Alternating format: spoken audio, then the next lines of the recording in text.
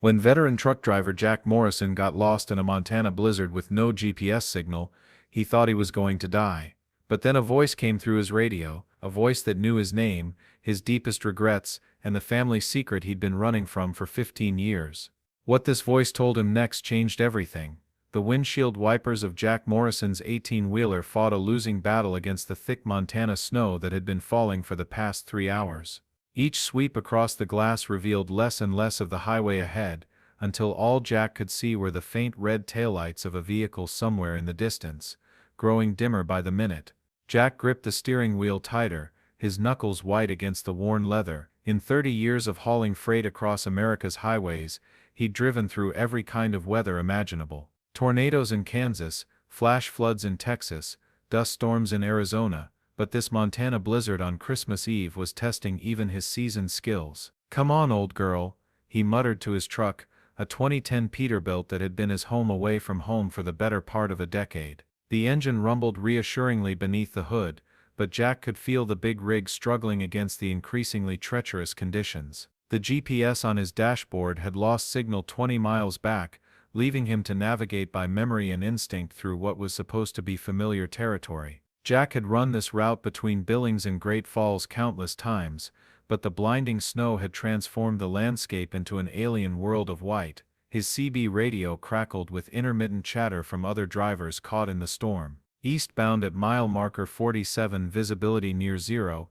came one voice. I-15 northbound backing up fast, reported another. The conversations were brief and focused, professional drivers sharing vital information in the universal brotherhood of the road. Jack reached for his radio mic. "This is Lone Wolf, northbound on 15 approaching Great Falls. How's it looking up ahead?" Static filled the cab for a moment before a response came through. "Lone Wolf, this is Big Bear at the Flying J. They're talking about closing the interstate in the next hour. You better find somewhere to hole up soon." Jack's jaw tightened. He was still 40 miles from Great Falls, and the truck stops between here and there would be packed with drivers seeking shelter. But stopping wasn't really an option anyway. This load of medical supplies was bound for a hospital in Great Falls, and Jack had never missed a delivery in 3 decades of driving. More than that, stopping meant sitting still, and sitting still meant thinking. Jack had spent the last 15 years of his life in constant motion,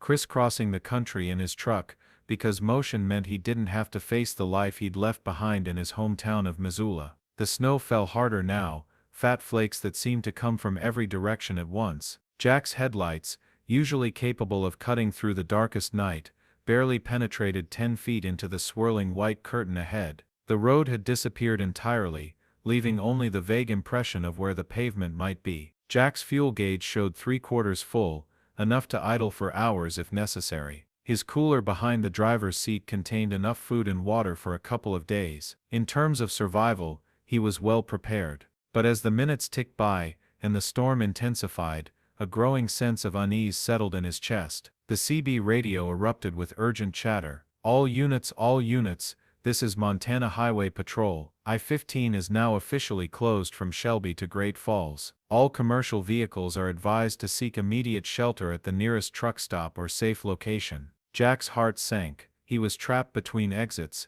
with nowhere to go but forward or back. The idea of reversing course and admitting defeat went against every instinct he'd developed over 3 decades on the road. Jack Morrison didn't quit. Jack Morrison delivered his loads no matter what. But as he squinted through the windshield at the complete whiteout ahead, Jack began to realize that this might be the storm that finally defeated him. The temperature gauge on his dashboard crept steadily upward as the truck's engine worked harder to push through the deepening snow. Jack could feel the big rig losing traction with each passing mile, the rear trailer sliding slightly with every gust of wind. He downshifted, slowing to barely 15 miles per hour, but even that felt too fast for the conditions. "Think, Jack, think," he said aloud, a habit he'd developed during long lonely hours on the road. "There's got to be a way through this." He tried to visualize the stretch of highway ahead. Mile marker 52 should be coming up soon, and beyond that was a truck stop called Murphy's Corner. It was a small family-owned place that catered more to locals than long-haul drivers,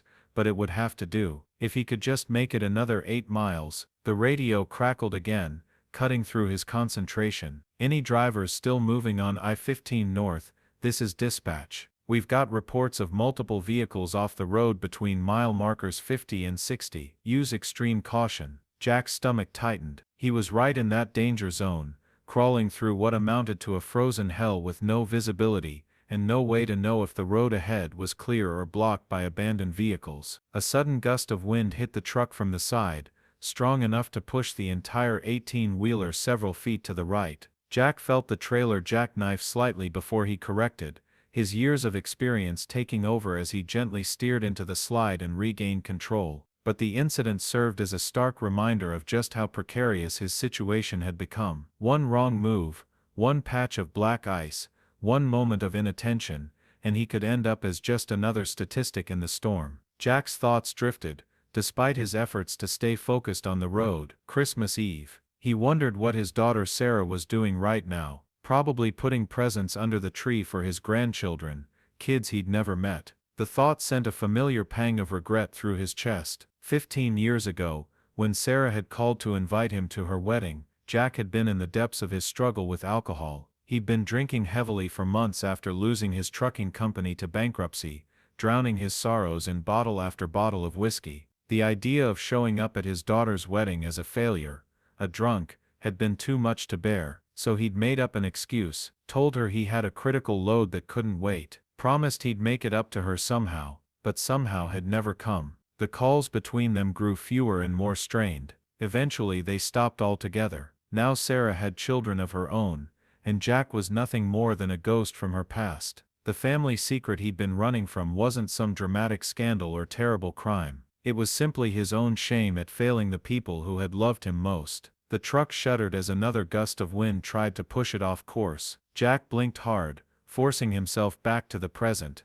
This was exactly why he avoided stopping, avoided thinking. The road ahead required all his attention, but the road ahead was becoming increasingly impossible to navigate. The snow was falling so heavily now that Jack couldn't tell where the pavement ended and the shoulder began. His headlights reflected off the swirling flakes like tiny mirrors, creating a disorienting kaleidoscope of light and shadow. Jack's right hand moved instinctively to the CB radio. In situations like this, truckers relied on each other, sharing information and looking out for fellow drivers. But when he keyed the mic, only static answered. "Hello, this is Lone Wolf on I-15 northbound. Anyone out there?" More static. The storm was apparently interfering with radio transmission as well as GPS. Jack was truly alone now, cut off from the outside world in his metal cocoon, crawling through a frozen wilderness with only his experience and instincts to guide him. The fuel gauge had dropped to half full, though Jack couldn't remember the last time he'd checked it. Time seemed to be moving strangely in the white void outside his windshield. It could have been minutes or hours since the highway patrol had announced the road closure. A dark shape loomed suddenly out of the snow ahead. Jack's foot found the brake pedal, but gently, knowing that too much pressure could send the truck into an uncontrollable skid. The shape resolved itself into the back of another 18-wheeler, apparently stopped in the middle of the road. Jack brought his truck to a careful stop about 50 feet behind the other vehicle. He could see hazard lights blinking through the snow, and a figure in a heavy coat walking around the trailer, apparently checking for damage. This was both good news and bad news. Good because it meant Jack wasn't alone out here. Bad because it suggested that even other experienced drivers were finding the conditions impossible to navigate. Jack grabbed his own heavy coat from the sleeper berth and pulled it on. The temperature outside had to be well below zero, and the wind was howling like a living thing. But he needed to check on the other driver and assess the situation. The moment he opened his cab door, the full force of the blizzard hit him like a physical blow. The wind drove snow into his face with stinging intensity, and the cold bit through his coat as if it were made of paper. Jack pulled his collar up and squinted into the storm. The other driver spotted him approaching and waved. As Jack got closer, he could see it was an older man, probably in his 60s, with a gray beard crusted with ice. "Hell of a storm," the man shouted over the wind. "Name's Bill Patterson. I've been driving for 40 years, and I ain't never seen nothing like this." "Jack Morrison," Jack replied, having to yell to be heard. "What's your situation?" "Lost the road about a quarter-mile back," Bill shouted.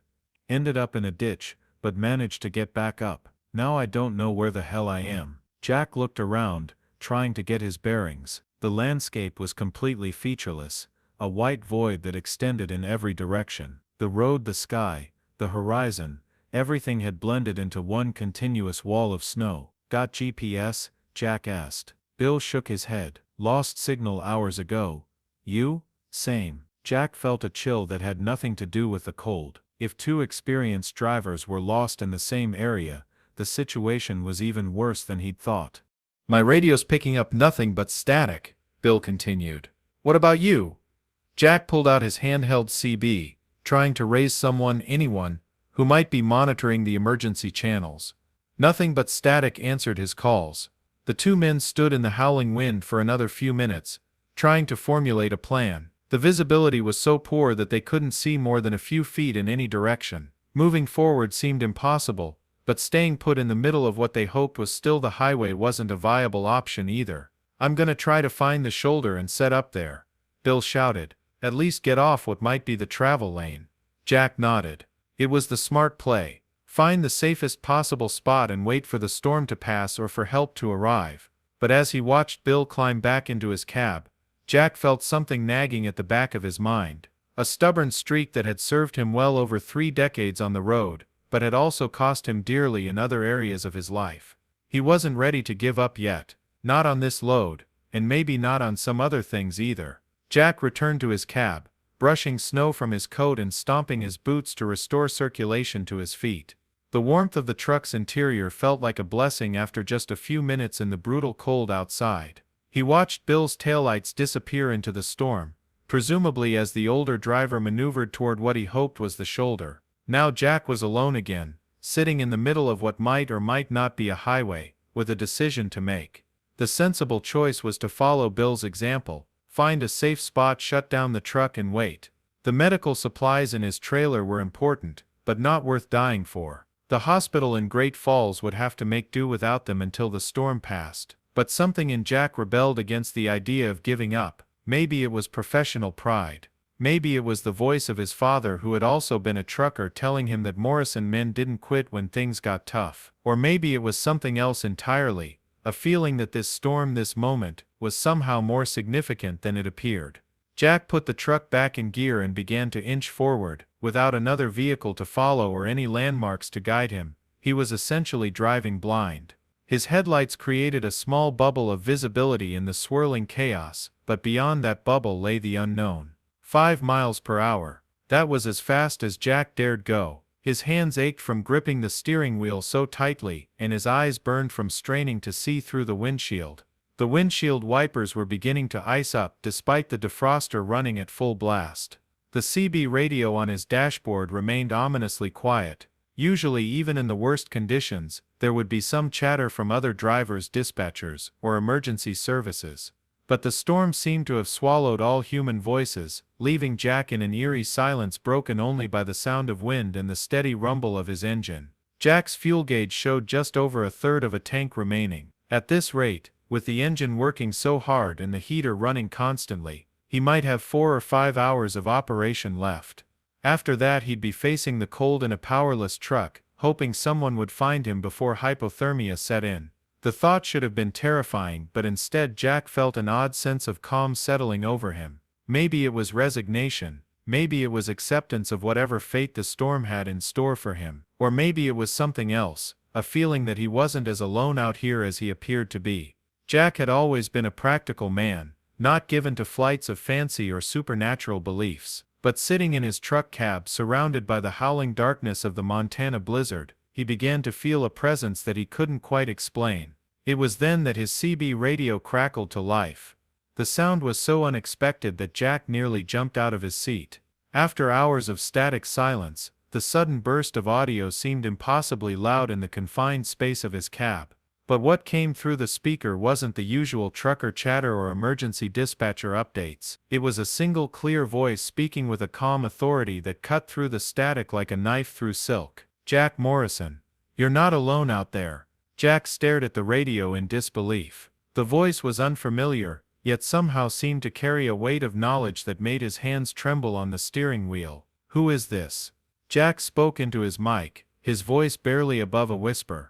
The response came immediately, as if the speaker had been waiting for exactly that question. Someone who knows exactly where you are, Jack. And more importantly, someone who knows exactly where you need to go. Jack's heart pounded against his ribs. In the white void of the blizzard, with his truck creeping forward at walking speed, this mysterious voice represented the first human contact he'd had in hours. But there was something about it that sent chills down his spine, that had nothing to do with the cold. "How do you know my name?" Jack asked.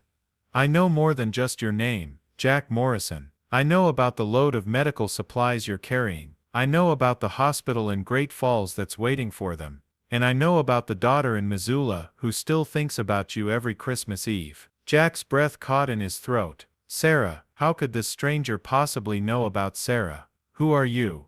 Jack demanded, his voice rising despite his efforts to remain calm. "I'm someone who's been waiting for you to ask for help," the voice replied. "You've been carrying more than just freight for the last 15 years, haven't you, Jack? You've been carrying guilt, shame, and regret, heavy loads that no truck was designed to bear." The truck continued its slow crawl through the storm, but Jack was no longer paying attention to the road ahead. His entire focus was on the voice coming through his radio, a voice that somehow knew things that no stranger should know. "Turn left at the next opportunity," the voice instructed. "There's a service road about 200 yards ahead. You can't see it yet, but it's there." Jack squinted through the windshield. He saw nothing but swirling snow in every direction. "I can't see any road. I can barely see my own hood." "Trust me, Jack. When have you ever truly trusted anyone else to guide you?" The question hit Jack like a physical blow. The answer was obvious: never. He'd built his entire adult life around self-reliance, independence, and the belief that he could handle whatever the road threw at him. Asking for help, admitting weakness, trusting others, these were luxuries he'd never allowed himself. Especially not 15 years ago, when Sarah had needed him most, and he'd been too proud and too ashamed to let her see him as anything less than the strong father she remembered.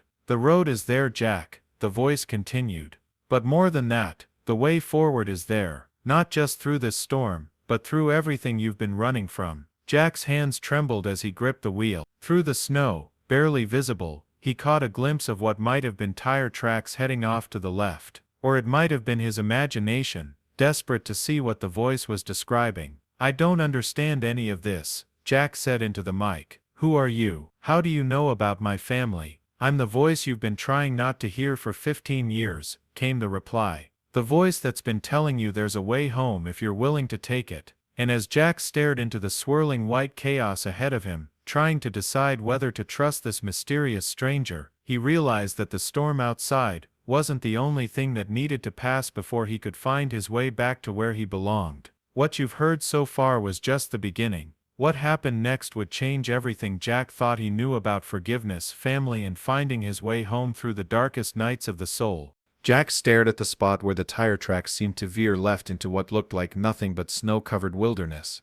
His logical mind screamed that following an invisible road based on instructions from a mysterious voice was insanity. But something deeper, something he'd spent 15 years trying to silence, urged him to trust. "The service road," the voice said again, patient and understanding. "It leads to an old truck stop that's been closed for years. But tonight, Jack, it's exactly where you need to be." Jack's hands shook as he slowly turned the steering wheel left. The moment his truck left what he hoped had been the interstate, he felt a jolt of panic. If he was wrong about this, if there was no road here, he could end up stuck in a snowdrift with no way out. But as his headlights swept across the terrain, he saw something that made his breath catch. Faint but unmistakable, there were indeed tire tracks in the snow, recent ones, as if another vehicle had passed this way not long ago. "I see them," Jack whispered into his mic. "The tracks. How did you know they were here?" "I know a lot of things, Jack Morrison.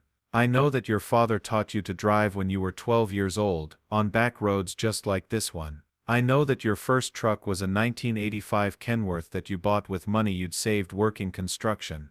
And I know that the last time you spoke to your daughter, she told you she was pregnant with her second child." Jack's heart stopped. That conversation with Sarah had taken place 3 years ago, and it had ended badly, with her telling him that his grandchildren didn't even know he existed, and maybe it was better that way. No one else had been present for that phone call, no one else could possibly know those details. "Who are you?" Jack demanded, his voice cracking with emotion. There was a pause, filled only by the sound of wind and the steady hum of his engine. When the voice returned, it carried a warmth that seemed to fill the entire cab of Jack's truck. "I think you already know, Jack. Deep down in the part of your heart you've been trying to keep locked away, you know exactly who I am." The service road, for it was indeed a road, Jack could see now, wound through a stand of snow-covered pine trees. His headlights caught glimpses of old reflector posts and what looked like the remnants of road signs, half buried in snow but still marking the way forward. "This is impossible," Jack muttered. "I'm hallucinating. The cold, the stress, the isolation. I'm having some kind of breakdown." "Are you, Jack? Or are you finally having a breakthrough?" The question hung in the air as Jack navigated a gentle curve in the road. Ahead, through the swirling snow, he could make out a soft glow, artificial light that seemed impossible in this remote wilderness. "There," the voice said simply. "Murphy's Crossing. It's been waiting for you." As Jack's truck emerged from the trees, he saw something that defied all logic and reason. There in the middle of nowhere, stood an old truck stop that looked like it had been frozen in time from the 1970s. Warm yellow light spilled from its windows onto the snow-covered parking lot, and smoke rose from a chimney into the storm-darkened sky. But that wasn't the most impossible part. Parked in front of the building was a single vehicle, an old Ford pickup truck, its bed covered with a tarp, looking as if it had been there for hours despite the fact that snow should have buried it completely. Jack brought his 18-wheeler to a stop in the parking lot, his hands trembling on the steering wheel. The fuel gauge showed less than a quarter tank remaining. He'd been driving for hours longer than he'd realized. But somehow, impossibly, he'd found shelter. "Go inside, Jack," the voice said gently. "There's someone waiting to meet you."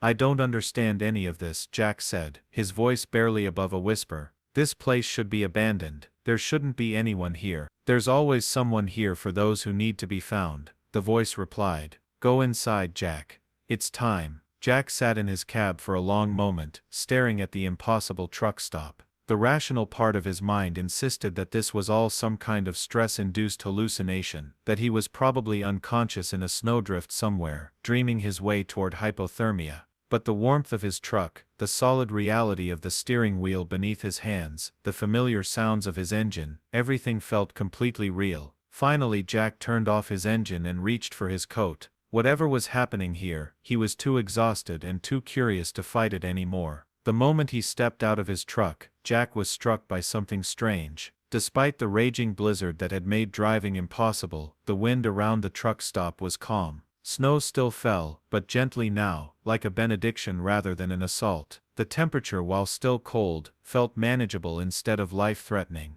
Jack walked toward the entrance of the truck stop, his boots crunching in snow that sparkled under the warm light spilling from the windows. As he got closer, he could see through the glass doors into the interior. The place looked exactly like truck stops from his childhood: vinyl booths, a long counter, pie cases and coffee urns that probably hadn't been changed since the Nixon administration. And sitting at the counter, with his back to the door, was a man in simple work clothes, jeans, boots, and a flannel shirt. His hair was long and dark, and there was something about his posture that suggested patience, as if he'd been waiting there for hours, or years. Jack paused with his hand on the door handle. Every instinct told him to turn around, get back in his truck, and find his way back to the interstate by whatever route he'd taken to get here. But a stronger impulse, one he hadn't felt in 15 years, urged him forward. The door opened with a soft chime, and the man at the counter turned around. Jack's breath caught in his throat. The face that looked back at him was neither young nor old, neither handsome nor plain. It was simply the most peaceful face Jack had ever seen, with eyes that seemed to hold depths of understanding that no human being should possess. "Hello, Jack," the man said, and Jack recognized the voice immediately. It was the same voice that had guided him through the storm, but now it carried an additional quality, a presence that filled the entire diner with warmth and light. "You're him," Jack whispered, his legs suddenly unsteady. "You're the one who's been talking to me on the radio." The man smiled, and his smile was like sunrise after the longest night. "I'm a lot of things to a lot of people, Jack. But to you right now, I'm a friend who's been waiting a very long time to have this conversation." Jack remained frozen by the door, his mind struggling to process what his eyes were seeing. The man looked completely ordinary, and completely extraordinary at the same time. There was nothing physically remarkable about him, yet his presence filled the space in a way that defied explanation. "This isn't possible," Jack said. "This whole place, this situation, none of it makes sense." "Very little about love makes sense, Jack," the man replied. "That's what makes it so powerful. Love." Jack's voice cracked. "What does love have to do with any of this?" The man gestured to an empty booth. "Why don't you sit down? You've been carrying a heavy load for a long time. It's okay to rest for a while." Jack found himself moving toward the booth, drawn by something he couldn't name. As he slid into the worn vinyl seat, he noticed details about the diner that shouldn't have been possible. Fresh coffee in the pot, pie in the display case that looked like it had been baked that morning, newspapers from that day's dates scattered on the counter. "Where is everyone?" Jack asked. "The staff.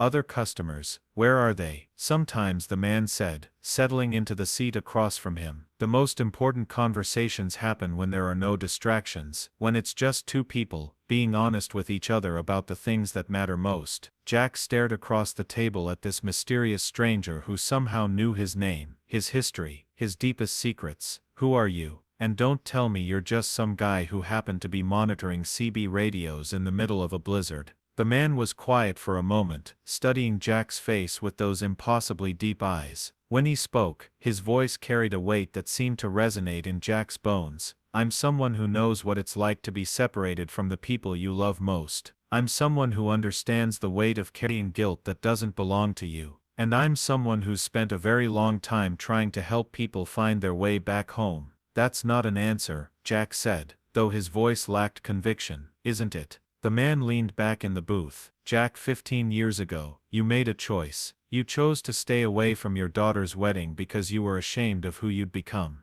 You chose pride over humility, fear over love, and you've been running from that choice ever since." Jack felt tears forming in his eyes. "I was a drunk. I was broke. I'd lost everything. My business, my self-respect, my ability to be the father she deserved. How could I show up at the most important day of her life and ruin it with my problems? So instead, you chose to break her heart by not showing up at all." The words hit Jack like a physical blow. I thought I was protecting her. From what? From seeing that her father was human. From knowing that the man she loved was struggling and needed help." Jack buried his face in his hands. "You don't understand. She was so proud of me when she was growing up. I was her hero, the strong, successful father who could handle anything. I couldn't bear to let her see me as a failure. And what do you think she saw instead? What do you think it meant to her when the father she adored simply didn't show up for the most important day of her life?" The question hung in the air like an indictment. Jack had never allowed himself to think about it from Sarah's perspective. He'd been too busy protecting himself from his own shame to consider how his absence had affected her.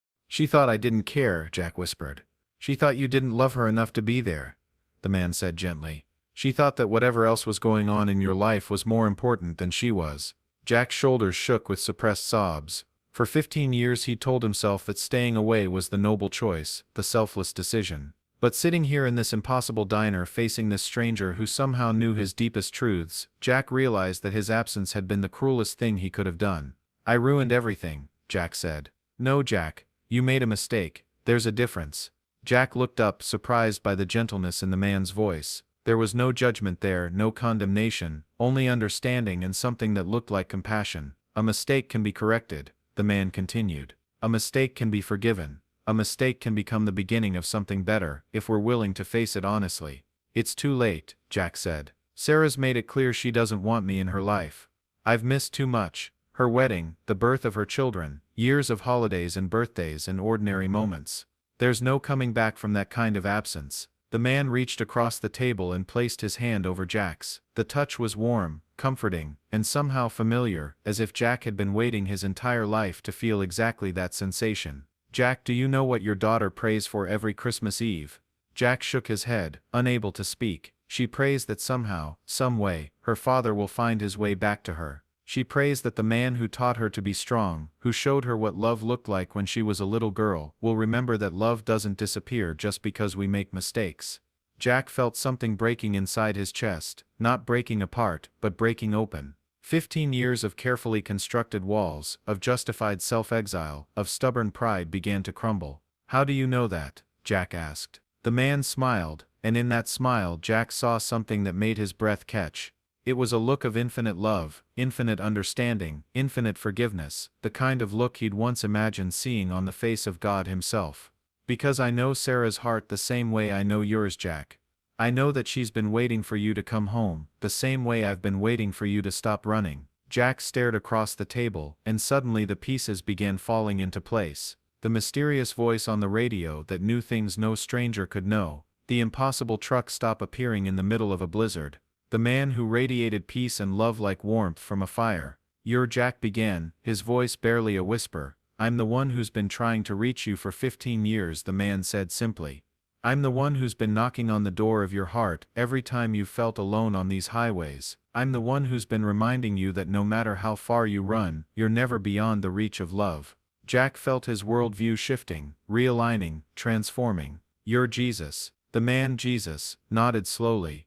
"I am, and I've been waiting a long time for you to be ready for this conversation." Jack's mind reeled. He'd grown up in church, had been taught about Jesus as a child, but religion had become another casualty of his failures. He'd stopped believing that God cared about individual struggles, stopped thinking that prayer made any difference, stopped hoping that redemption was possible for someone like him. "Why?" Jack asked. "Why me? Why now? I'm nobody special, just a truck driver who messed up his life and hurt the people who loved him." Jesus leaned forward, his eyes filled with a love so profound that Jack felt it like a physical force. "Jack, you've never been nobodies to me. You're my child, my beloved son, and I've been waiting for this moment since before you were born. The moment when you'd finally be ready to stop running and start healing." "I don't know how to heal from this," Jack said, tears streaming down his face. "I don't know how to undo 15 years of mistakes."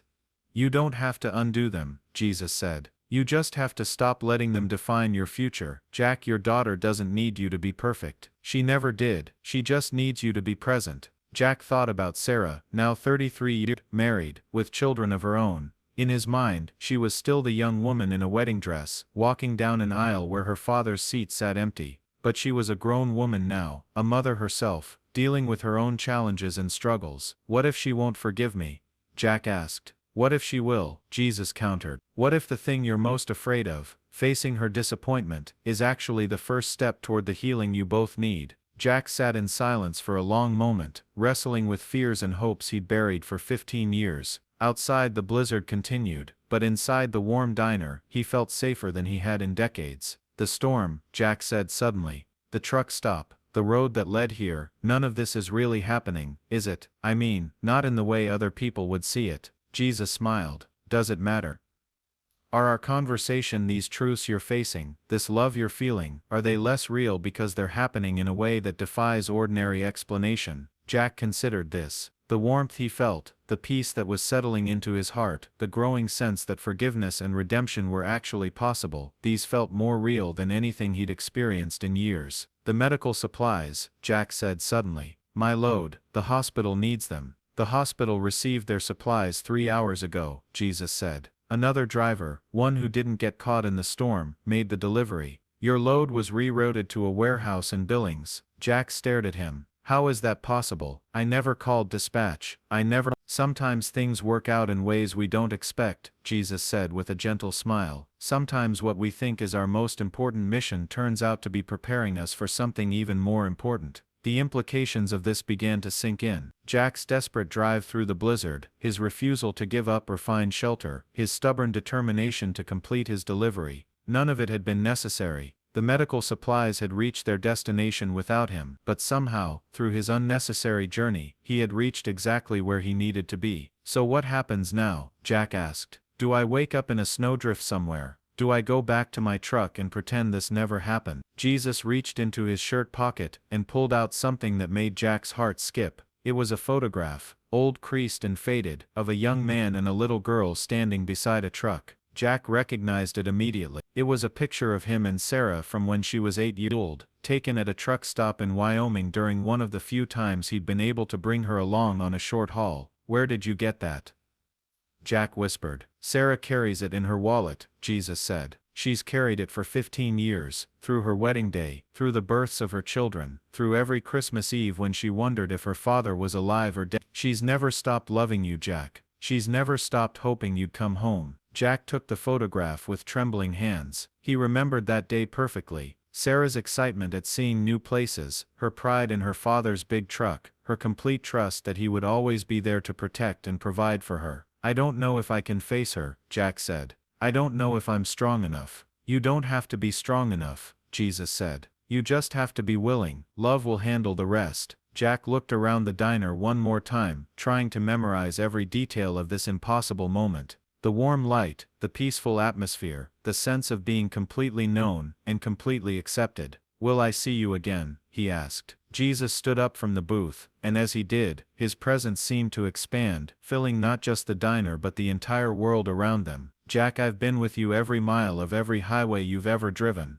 I've been in your cab during the loneliest nights. I've been your co-pilot through every storm. You'll see me every time you choose love over fear, every time you choose humility over pride, every time you choose to come home instead of running away." Jack stood as well, feeling more solid and real than he had in years. "What do I do now?" "You go to your truck," Jesus said. "You'll find that the storm has passed, and the roads are clear. You drive to Missoula, and you knock on your daughter's door. You tell her you're sorry, and you ask her if there's room in her life for a father who's learned that being perfect isn't as important as being present." Jack nodded, his heart pounding with a mixture of terror and hope. "And if she slams the door in my face, then you knock again tomorrow, and the day after that, and you keep knocking until she believes that you're not going anywhere this time." Jack walked toward the door of the diner, then turned back for one last look. Jesus was still standing by the booth, smiling with infinite love and patience. "Thank you," Jack said, "for not giving up on me, for finding me in the storm." "I never gave up on you, Jack," Jesus replied. "And I never will." Jack pushed through the door and stepped back into the night. True to Jesus's words, the storm had passed. The sky was clear, filled with stars that seemed to shine with unusual brightness. His truck sat in the parking lot exactly where he'd left it, but now the snow around it was only a few inches deep instead of the feet-deep drifts he remembered from earlier. As Jack climbed into his cab and started the engine, he glanced back at the truck stop. The building was dark now, looking abandoned and forgotten, as if it hadn't been occupied in decades. The parking lot was empty except for his own truck,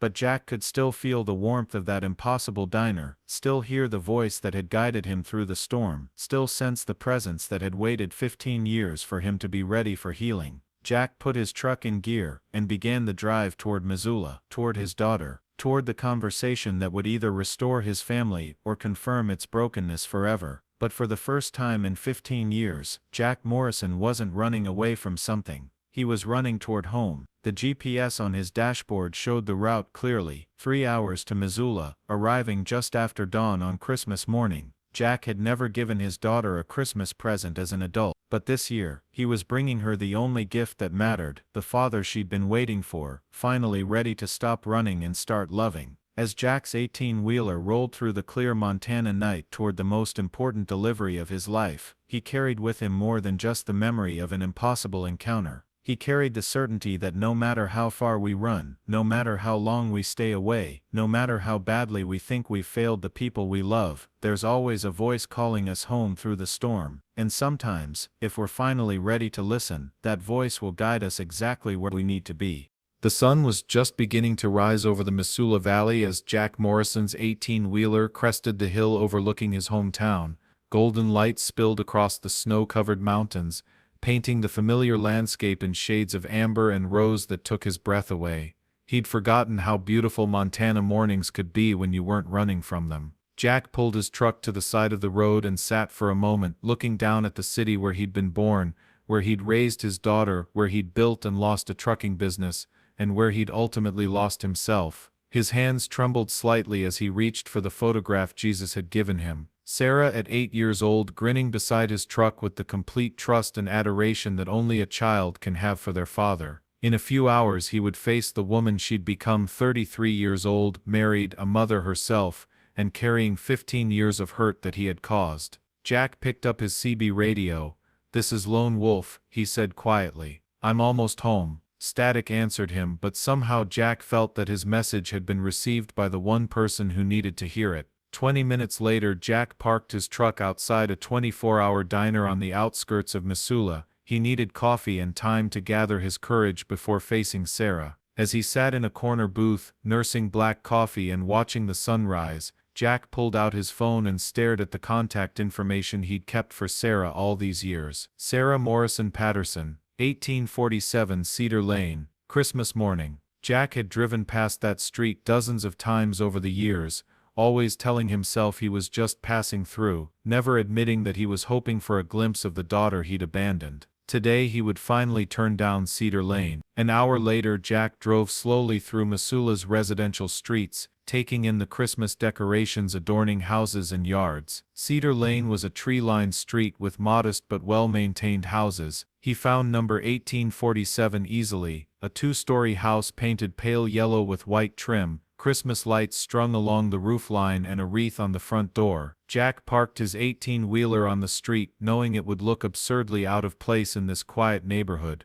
Through the living room window he could see movement, people walking around, children's laughter carrying faintly through the glass. His family, the grandchildren he'd never met. Jack climbed down from his truck and walked slowly up the front walkway. The house had a small front porch with rocking chairs and potted plants. A child's bicycle leaned against the porch railing, and Christmas stockings were visible through the front window. Jack stood at the front door for a long moment, his hand raised to knock, paralyzed by the enormity of what he was about to do. But Jesus's words echoed in his mind, "You don't have to be strong enough, you just have to be willing." Jack knocked. The sounds of activity inside paused. He heard footsteps approaching, and then a man's voice calling, "I'll get it." The door opened to reveal a man in his mid-30s with kind eyes, wearing a Christmas sweater. This had to be Sarah's husband. "Can I help you?" the man asked politely, though his expression showed puzzlement at finding a stranger on his doorstep on Christmas morning.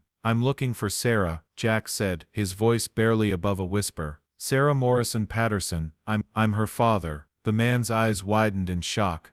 "You're Sarah's father, Jack Morrison?" Jack nodded. "I know this is unexpected, I know I should have called first, but I was hoping I could speak with her."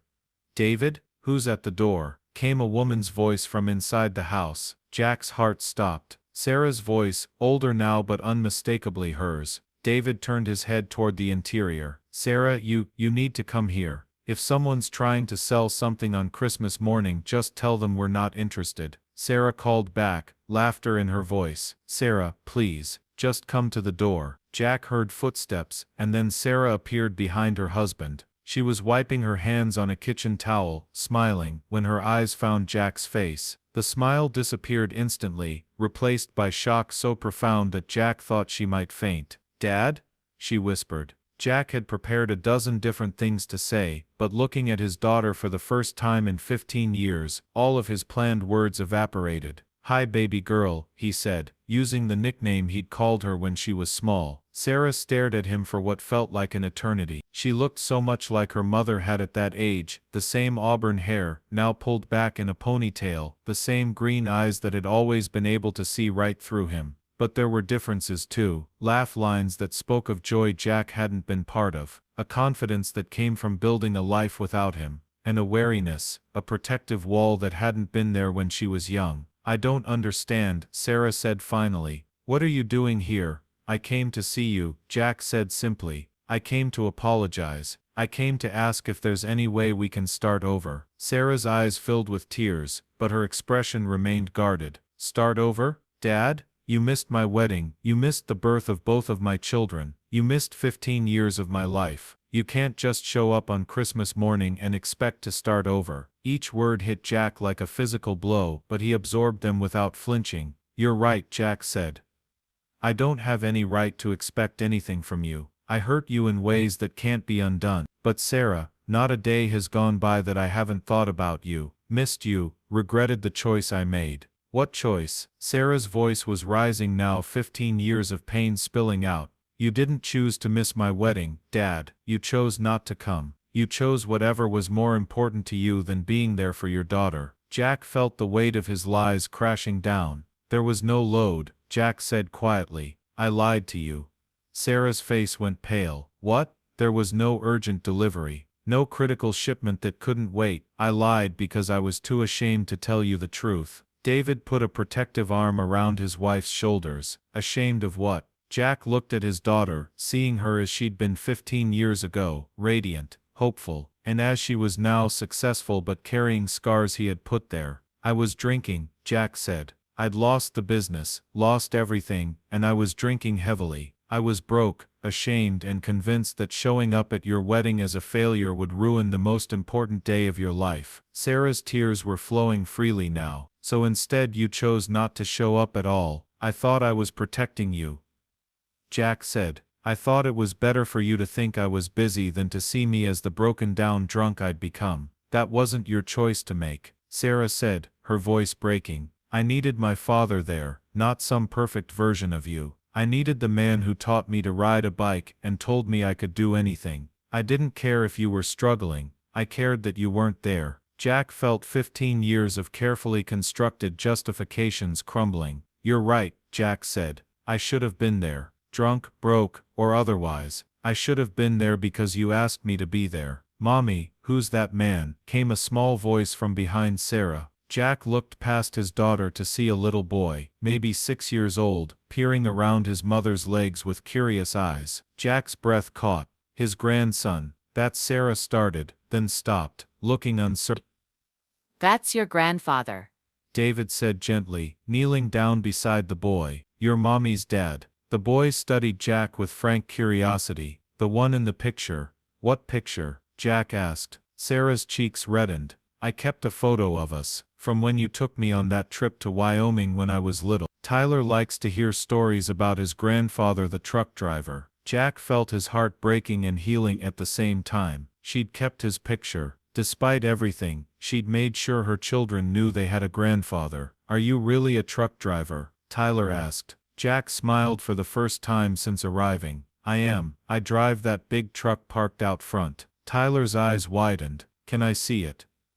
Tyler, not right now, Sarah said quickly. A second child appeared, a little girl who looked to be about 4, with her mother's green eyes and red gold hair. Jack's granddaughter. Emma, come here, Sarah said, gathering both children close. Jack knelt down to the children's eye level. Hi Tyler. Hi Emma. I'm your grandpa Jack. Emma hid behind her mother's leg, but Tyler stepped forward boldly. Mommy said you drive trucks all over the country. I do, Jack said. I've seen mountains and deserts and cities. Someday, if your mom says it's okay, maybe I can tell you about some of the places I've been. Tyler looked up at his mother hopefully. Can he, Mommy? Sarah looked torn between protecting her children and the longing Jack could see in her eyes. Kids, why don't you go back to the living room? David suggested. Mommy needs to talk to Grandpa Jack for a few more minutes. After the children reluctantly retreated, Sarah looked at Jack with an expression that mixed hurt, hope and uncertainty. Why now? She asked. Why today, after all this time?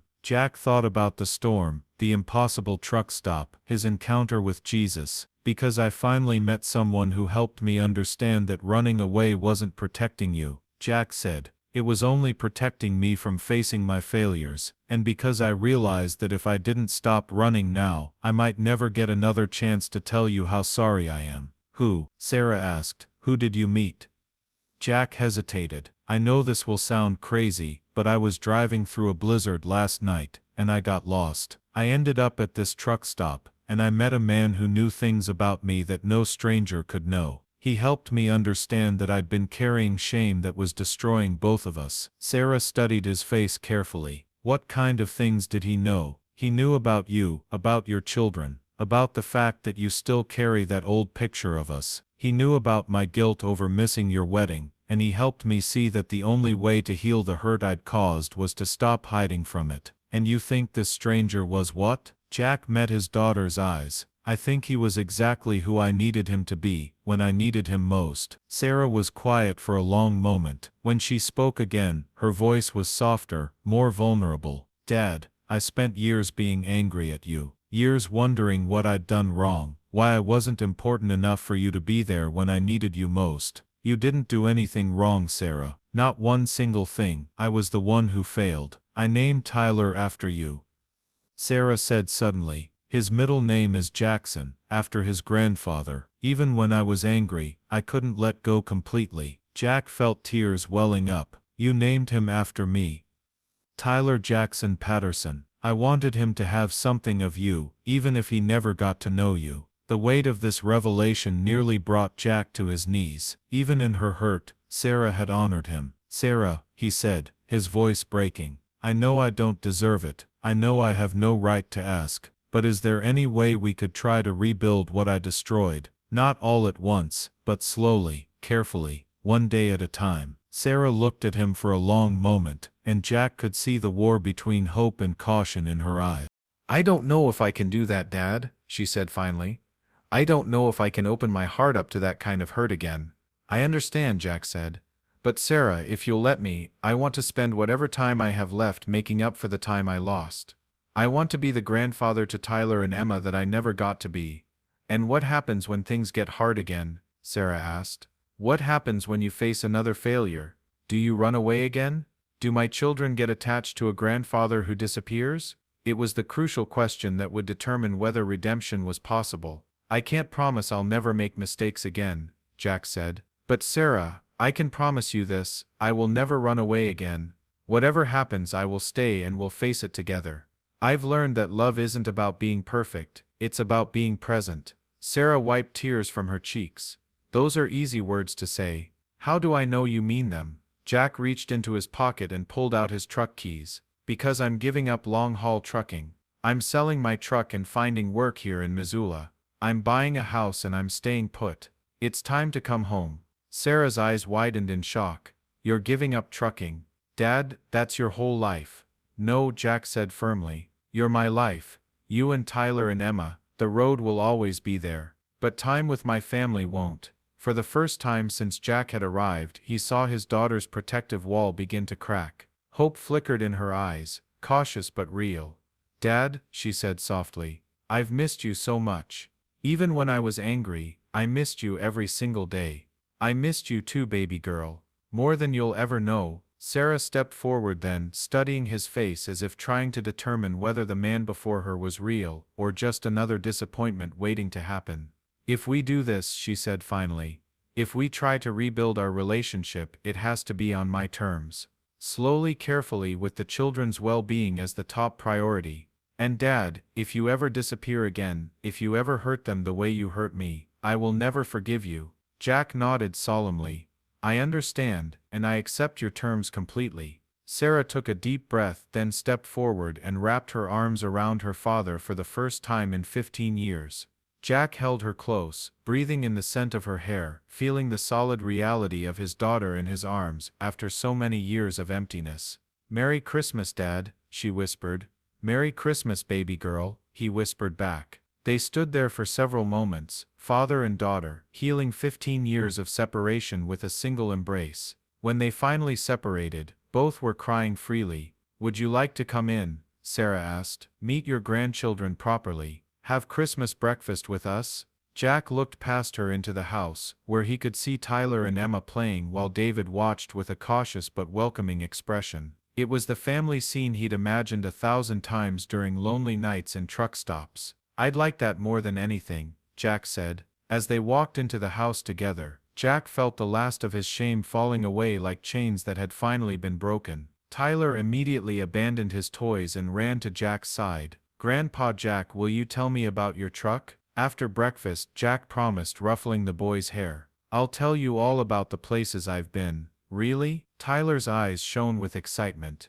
"Really?" Jack said, looking at Sarah for approval. She nodded, smiling through her tears. Emma approached more cautiously, studying Jack with the serious expression children sometimes wore when encountering something new and important. "Are you going to stay now?" she asked in a small voice. Jack knelt down to her level and looked into eyes that were so much like his daughter's. "Yes, sweetheart, I'm going to stay. I'm going to be here for every birthday, every Christmas, every important day from now on." Emma considered this gravely, then nodded as if she'd made a decision. "Okay, do you want to see my new doll?" "I'd love to see your new doll," Jack said. As Emma ran to fetch her toy, David stepped forward and extended his hand. "Welcome home, Jack. I'm glad you're finally here." Jack shook his son-in-law's hand gratefully. "Thank you for taking care of my daughter. Thank you for being the man I should have been." "We all make mistakes," David said simply. "The important thing is that you're here now." As Jack sat down to Christmas breakfast with his family, truly his family, For the first time in 15 years, he felt a presence that he recognized from the night before. Jesus wasn't visible, but Jack could feel him there, in the warmth of acceptance, in the possibility of redemption, in the simple miracle of love overcoming hurt. Tyler chattered excitedly about school and friends and truck driving. Emma showed him her doll and asked if he liked pancakes. Sarah and David shared stories about their life together. And Jack absorbed it all like a man dying of thirst who'd finally found water. After breakfast, Jack showed Tyler his truck, explaining how the engine worked and what all the switches in the cab were for. Emma tagged along, asking questions and declaring that the truck was really big. "Grandpa Jack," Tyler said as they climbed down from the cab, "are you going to live here now?" "Not in this house," Jack said, glancing at Sarah. "But yes, I'm going to live in Missoula. I'm going to find a house nearby, so I can see you and Emma and your mom and dad whenever you want to see me." "Every day?" Emma asked hopefully. Jack laughed, a sound that felt rusty but genuine. "Well, maybe not every day, but a lot of days, whenever your mom says it's okay." As they walked back toward the house, Jack's CB radio crackled to life in his truck. All three of them stopped to listen, but there was only static. Jack smiled, knowing somehow that it had been a message meant just for him. That afternoon, as Jack prepared to leave and begin the process of selling his truck and finding local work, Sarah walked him to his cab. "Dad," she said, "I want you to know that this is the best Christmas present you could have given me. Not just showing up, but showing up ready to stay. It's the best present I've ever given myself too."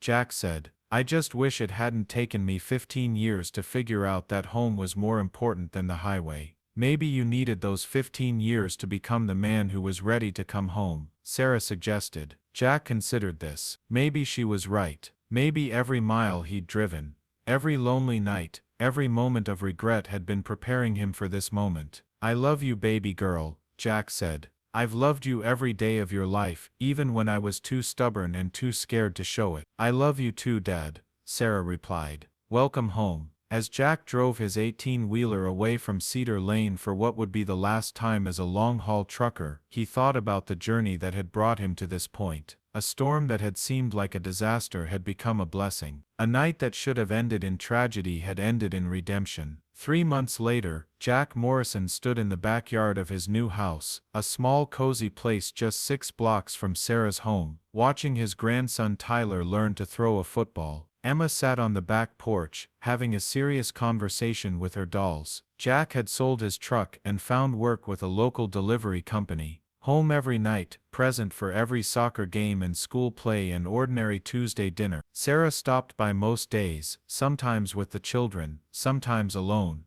They were rebuilding their relationship slowly, carefully, with patience. "Grandpa Jack," Tyler called. "Did you see that throw?" "I saw it." Jack called back. "Perfect spiral." As the sun set over the mountains surrounding Missoula, Jack felt a contentment he'd never known during his decades on the road. This was better than any destination he'd ever reached. He was home, and this time he was staying. Sometimes, late at night when the house was quiet, Jack would remember that storm-darkened truck stop and the man who had known exactly what he needed to hear. He would whisper a prayer of gratitude, thanking Jesus for not giving up on a lost trucker who had forgotten the way home. And sometimes, just sometimes, Jack could swear he heard a familiar voice carried on the Montana wind. "You're not alone out there, Jack Morrison, you never have been." The road would always be there, calling to those who heard its song. But Jack had learned that some journeys weren't about distance traveled. Some journeys were about finding your way back to the people who mattered most, guided by a love that never gives up and always calls us home. The end. Jack Morrison's story reminds us that sometimes the storms in our lives aren't meant to destroy us, they're meant to redirect us toward where we truly belong. Here was a man who spent 15 years running from his failures, convinced that his shame was protecting the people he loved.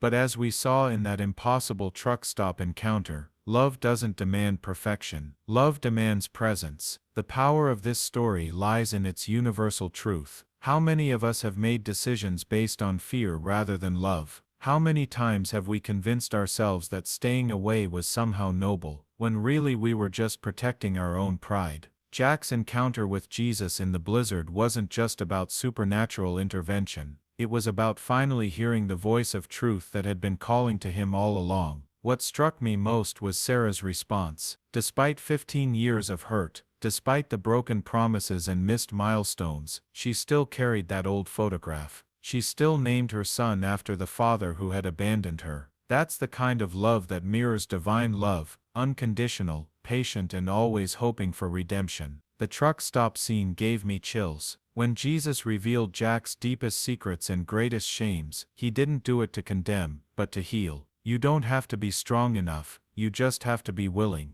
These words echo the heart of the gospel, that grace isn't something we earn through perfect performance, but something we receive through humble surrender. And that Christmas morning reunion, pure emotional gold. Watching Jack meet his grandchildren for the first time, seeing Sarah wrestle between hope and caution, witnessing a family slowly begin to heal. These are the moments that remind us why love is worth fighting for. The ending brought everything full circle beautifully. Jack didn't just apologize and expect instant forgiveness. He proved his commitment by selling his truck, buying a house, and choosing presence over highways. That's what real repentance looks like. Not just saying sorry, but changing direction completely. This story challenges all of us to examine our own relationships. Are we running from difficult conversations? Are we letting pride keep us from the people who matter most? Are we so focused on our failures that we can't see the grace being offered to us? The message is clear. It's never too late to come home. No matter how far we've run, no matter how long we've been away, no matter how badly we think we've messed up, there's always someone waiting for us to turn around and start walking back toward love. Now I want to hear from you. Have you ever had to choose between your pride and your relationships? Was there a time when you thought you were protecting someone by staying away, only to realize later that your presence was what they needed most? Share your thoughts in the comments below. Your story might be exactly what someone else needs to hear today. What part of Jack's journey resonated most deeply with your own life experiences?